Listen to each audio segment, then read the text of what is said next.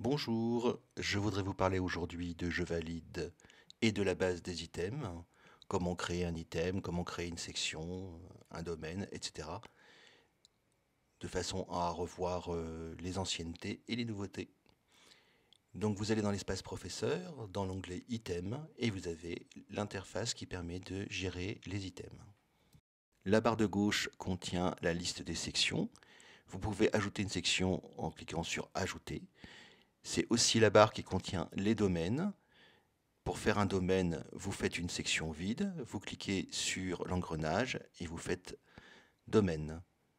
Ensuite, en faisant déplacer, vous pouvez déplacer la section où vous voulez. Vous remarquerez aussi qu'avec le petit sens interdit, vous pouvez supprimer une section ou un domaine. Vous aurez remarqué qu'un domaine est reconnaissable par ces deux petites lignes dentelées au-dessus et en dessous de son nom. Le domaine est en fait considéré comme un intercalaire, c'est-à-dire que dans notre cas, le premier domaine contient la section bleue, verte et orange.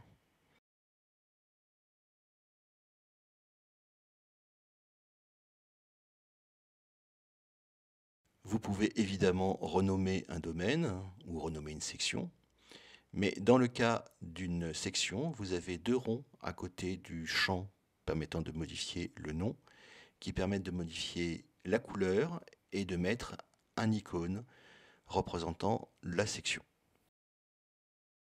Vous pouvez continuer ainsi à créer vos domaines et vos sections, sachant qu'une section qui n'a pas d'item n'est juste pas pris en compte et qu'un domaine qui n'a pas de section n'est pas non plus pris en compte.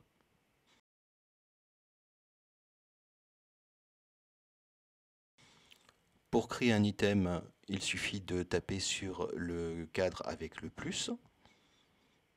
Cela lance l'interface d'édition des items. Vous avez un champ pour modifier le nom et vous pouvez mettre une illustration. Ici, nous utilisons l'appareil photo.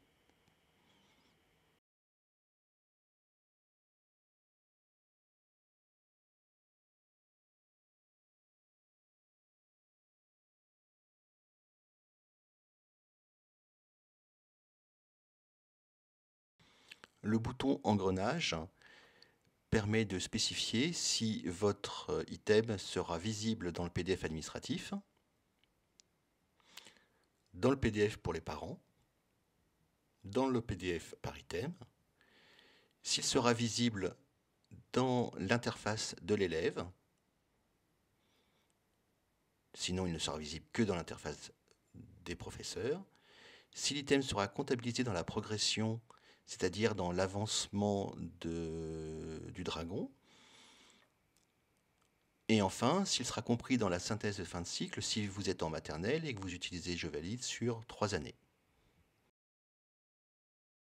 Les 4 boutons à droite de l'illustration permettent d'accéder à l'interface de dessin, d'accéder à l'appareil photo, d'accéder à la photothèque ou à l'ensemble des illustrations dessinées par ABC Applications. En dessous du champ texte qui permet de changer le nom de l'item, vous avez un œil qui, s'il est barré, veut dire que l'item n'est pas utilisé et est invisible. À droite de cet œil, si vous avez la gestion des niveaux qui est activée, vous avez les 5 niveaux et vous pouvez choisir par niveau si l'item est visible ou non. Dans notre exemple, les élèves de grande section et de CP ne verront pas l'item. Vous aurez peut-être remarqué le petit rond barré en bas de l'item. Il indique que l'item n'a été validé par aucun élève. D'autres indications peuvent apparaître à cet endroit. Si vous avez indiqué que l'item ne doit pas apparaître sur le PDF administratif, pour les parents, par item, ou que l'item est invisible dans l'interface élève, à ce moment-là, vous allez avoir un A, un P, un I ou un E qui apparaît. Nous avons fini notre petit tour de l'interface de création des items.